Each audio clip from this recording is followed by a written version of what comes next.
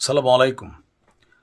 আমাদের সেনাপ্রধান জেনারেল ওয়াকারুজ্জামানের গেল 3 থেকে 4 দিন আগে একটা বক্তব্যকে কেন্দ্র করে মোটামুটি বিশ্ব মিডিয়ায়, বিশেষ করে ভারত, পাকিস্তান সহ বিভিন্ন জায়গায় বেশ কিছু প্রতিক্রিয়া হয়েছে। যে তিনি বলছেন যে স্বাধীনতা এবং সার্বভৌমত্ব হুমকির মধ্যে পড়তে পারে। আমি আপনাদেরকে সতর্ক করে দিচ্ছি, পরে বললেন না যে আমি সতর্ক করি নাই। ইভেন রাজনীতিবিদদেরকে একে অন্যের প্রতি কাদা ছোড়াছুড়ি, পাশাপাশি সরকারকেও আগামী ডিসেম্বরে নির্বাচন সহ বিভিন্ন ইস্যুতে সেনাপ্রধানের সে ভাইরাল বক্তব্যকে কেন্দ্র করে বিবিসি বাংলার একটা সাক্ষাৎকার ছিল আমাদের ডক্টর মোহাম্মদ ইউনূসের সাথে।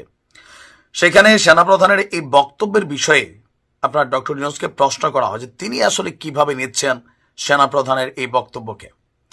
তো বিবিসি বাংলাকে দেওয়া সাক্ষাৎকারে আপনার প্রধান উপদেষ্টা বলছেন, সেনাপ্রধান চাইলে নিজের মতামত প্রকাশ করতে পারেন, সেক্ষেত্রে সরকারের সমর্থন করা বা না করার বিষয় নয়। তবে হ্যাঁ, ঐক্য নষ্ট হলে স্বাধীনতা এবং সার্বভৌমত্ব বিপন্ন হবে।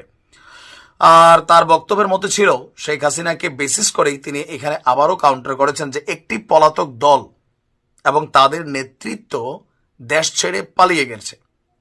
দেশ ছেড়ে পালিয়ে গেলেও বাংলাদেশকে তারা এখনো অস্থিতিশীল করতে চায়, আর সেই অস্থিতিশীলতার লক্ষ্যে নানাভাবে তারা সর্বাত্মক আপনার চেষ্টা চালাচ্ছে।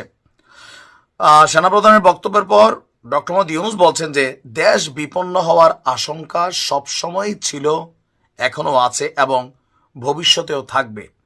শেখ হাসিনার পতনের পর বিগত সময়ে রাজধানী সহ দেশের বিভিন্ন অঞ্চলে ডাকাতির ঘটনা বেড়েছে।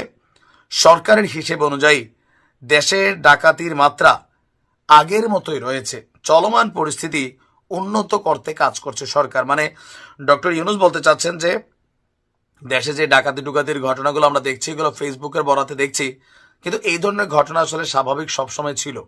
কিন্তু কিছু জায়গা আমার মনে হয় ডক্টর ইউনূস তিনি নিজেকে ফ্লোতে নিয়ে গেছেন।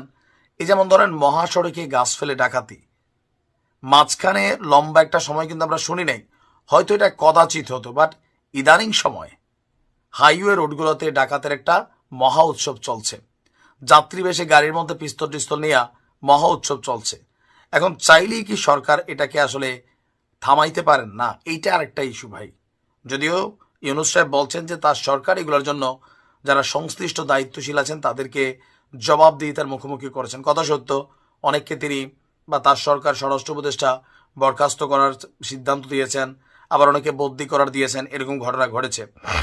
তিনি আপনার বিবিসিকে বলছেন যে বাংলাদেশের চলমানের সমস্যার বিষয়ে সবার মতন আপনিও অবগত আছেন।